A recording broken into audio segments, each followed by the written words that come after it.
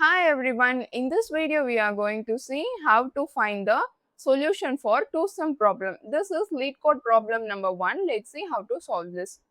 So we are given an array and we should find those two numbers from the array which will add up to give the target number 9.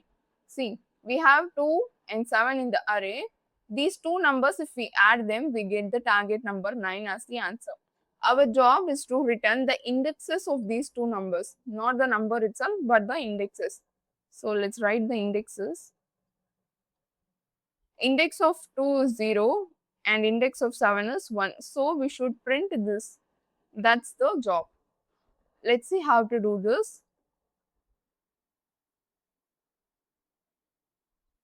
First step, you compute the complement of the number. So complement is nothing but target minus the number. So the value of I will go from 0 to 3, and for every number you have to compute the complement. Second step, we'll have a dictionary named scene. Okay. This dictionary contains item in this way. It contains item as key and index as its value. So 2 is to 0. So that if I know 2 is the complement, I can access its index. So we store this in this way. Check if complement in scene. Scene is the name of the dictionary.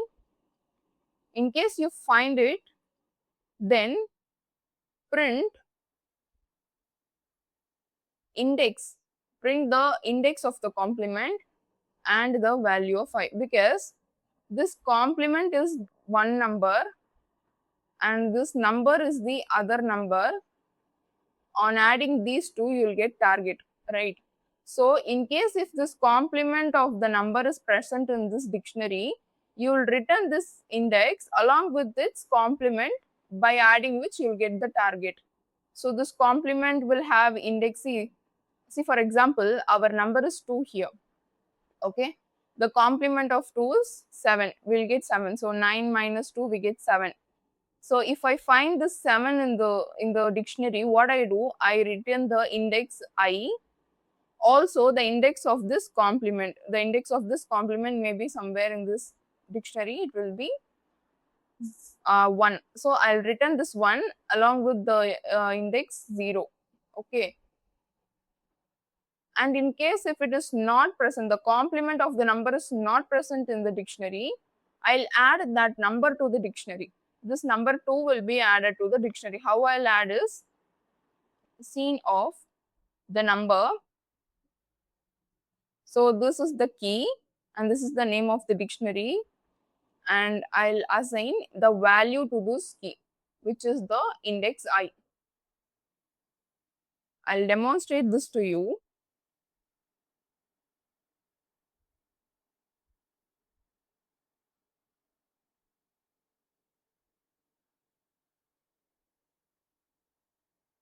So first I said I will go from 0 to 3, right?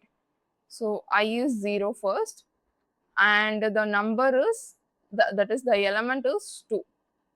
I'll find the complement of this element. 9 minus 2 is 7. So if I add the 7 and 2, I'll get 9. So I already have the index of 2 stored in I, that is 0. Now I should get the index of 7. So what I'm going to search this 7, whether this 7 is present in this dictionary or not. As of now, this dictionary is empty. So 7 is not present in the dictionary. So I'll add this number 2 to the dictionary. How I'll add? Seeing the name of the dictionary, inside square bracket, give the number, that is 2, this will give 2, and assign the index of 2 to this value. So I have successfully added 2 as key and 0 its index as the value inside the dictionary. Now this value of I will go to 1. Again we are going to repeat this step.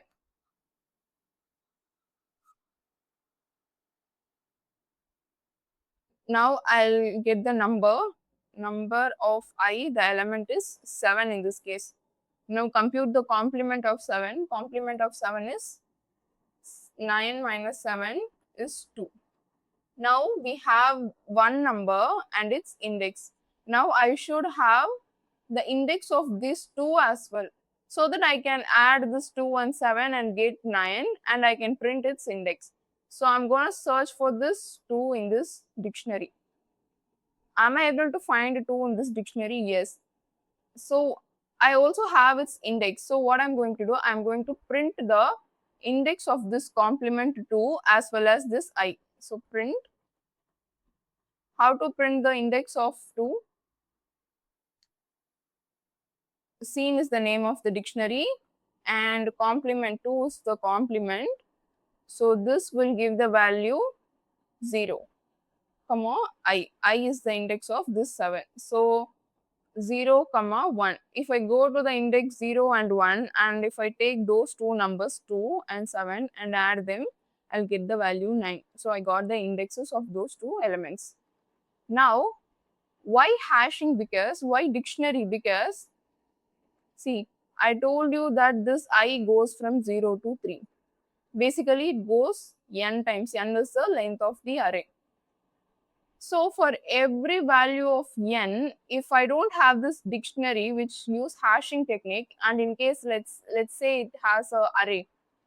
So for every value of this n, I have to search the complement inside a array which take n time complexity. So for searching one element, I need to have n complexity.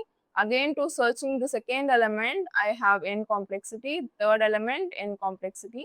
So up to n element, I'll be having time complexity of n. So that's why the brute force approach takes order of n square time complexity. But in this case, to search the complement in the dictionary, it only takes order of one time complexity. So the I will go from 0 to n. And for searching one element, we need time complexity of 1. So to search n elements, we need to have the time complexity of n. That's how we reduce the time complexity from n square to n by using this hashing technique. Now let's write the code for this problem.